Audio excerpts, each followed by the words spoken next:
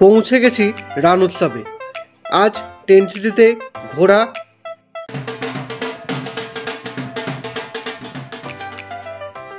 থাকা, খাওয়া আরও অনেক কিছু আছে, দেখতে থাকুন।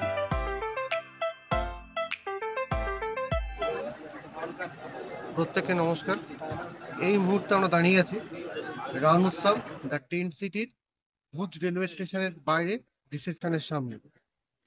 আজকে আমরা এখান থেকে যাব হচ্ছে ধুদ্র, সেখানে আজকে টেন্ট সিটিতে থাকবো, সন্ধ্যাবেলা সাইট সিটিং করব, ঠিক আছে, এবং খাওয়া দাওয়া সমস্ত কিছু, ওখানে আর কি কি অ্যামেজমেন্টের ব্যবস্থা আছে সমস্ত কিছু আপনাদের সঙ্গে শেয়ার করব।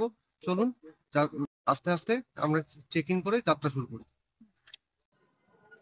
ভুজ রেলওয়ে স্টেশনের ঠিক বাইরে অক্টোবরের শেষ থেকে ফেব্রুয়ারি মাসের শেষ অবধি এই তাঁবুটা লাগানো হয়।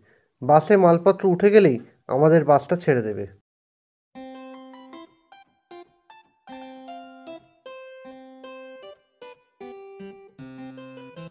এবারে আমরা ভুজ রেলওয়ে স্টেশনটা পাস করছি।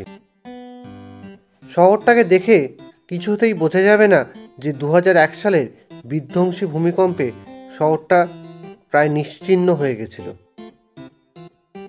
রান উৎসব টেন্ট সিটি থেকে বাসে ওঠার পরেই আমাদেরকে একটা ব্রেকফাস্ট দেওয়া হয়েছে। সে ব্রেকফাস্টে কি কি আছে দেখা যাক। টিক্কা মিঠা মিক্স, একটা চানা বাংলা। না আমরা হচ্ছে এটা চিপসের কথা কলা চিপস, আমি চিপস থেকে কলা একটা ফটো জলের বোতল অরেঞ্জ ড্রিঙ্ক একটা আমলে অ্যানুয়াল দিয়ে একটা সানফিস্টের বিস্কুট আর হচ্ছে একটা চকলেট মাফিনস মানে চকলেট কেক।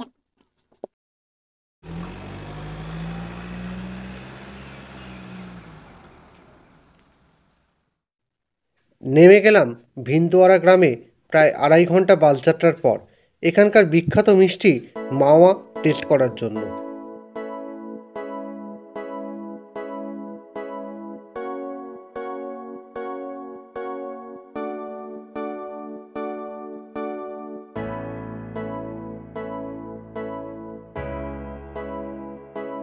এই হলো এই অঞ্চলের বিখ্যাত মিষ্টি মাওয়া, 4 টাকা কিলো।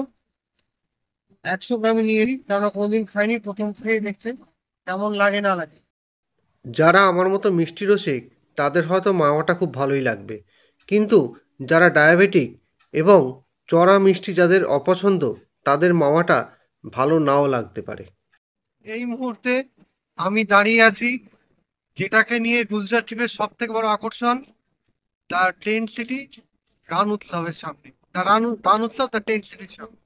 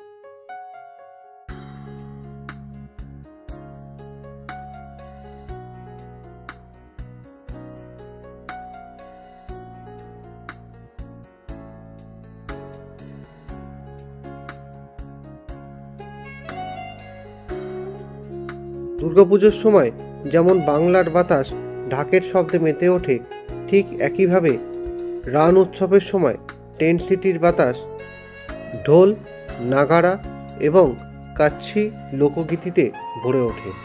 আসুন এক ঝলক দেখে নেওয়া যাক।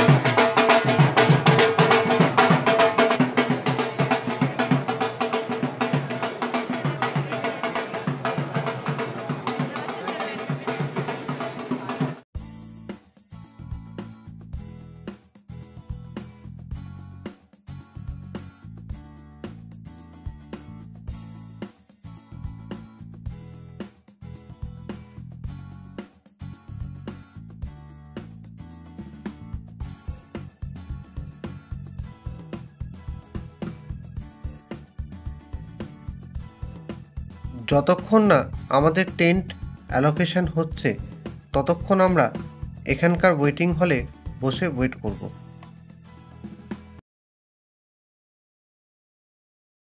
এরকম গাড়ি এখানে যাতায়াতের জন্য দেওয়া হয়, আমরাও এরকম গাড়িতে উঠেই এগোলাম।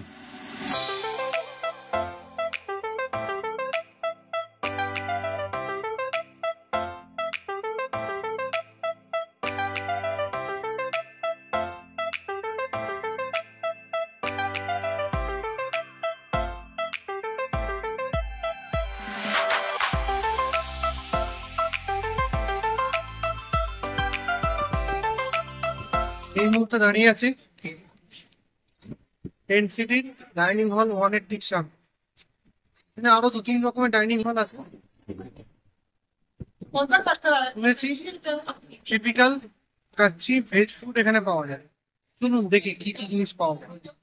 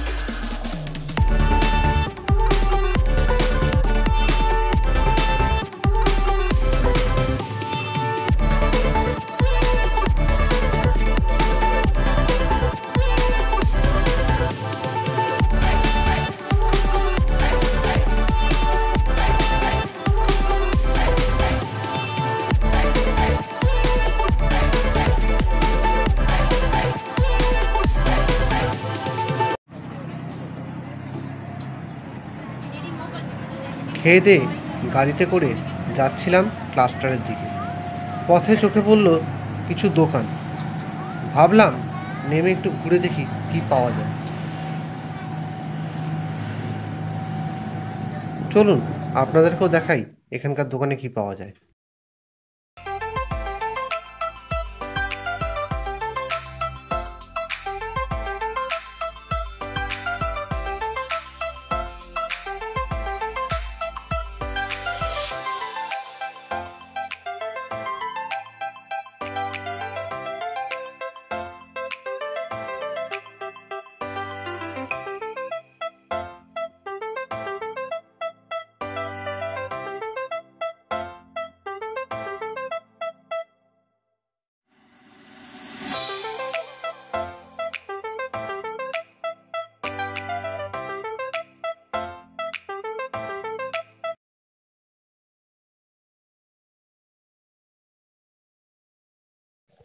এবারে আমরা ঢুকছি ক্লাস্টারের দিকে, আর এই সামনে এটাই হলো আমাদের টেন্ট।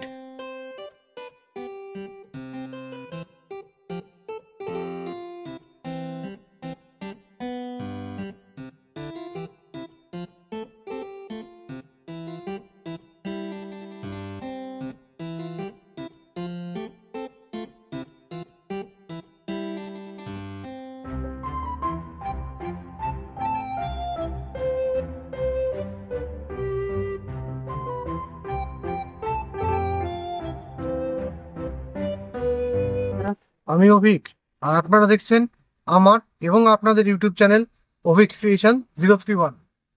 এই মুহূর্তে আমরা দাঁড়িয়ে গেছি গুজরাটের কচ্ছ জেলার ধরধর বুকে।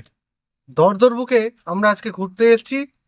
টেন্ট সিটিতে থাকবো এবং গুজরাটের রান উৎসব কিরকম হয় সেটা দেখবো।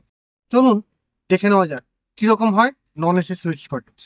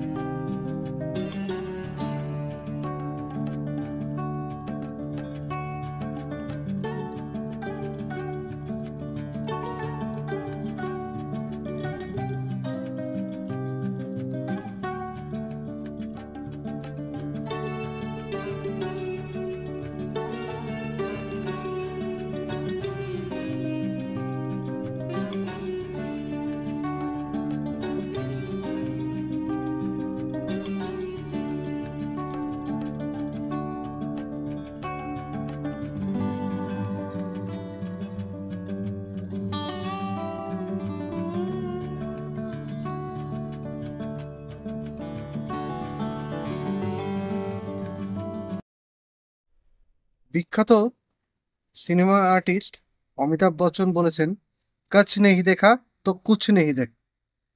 সত্যি কচ্ছ উৎসবে অ্যাকচুয়ালি কচ্ছের লোক সংস্কৃতিকে এবং শিল্পকে খুব সুন্দরভাবে সাধারণ মানুষের সামনে তুলে ধরা হয়।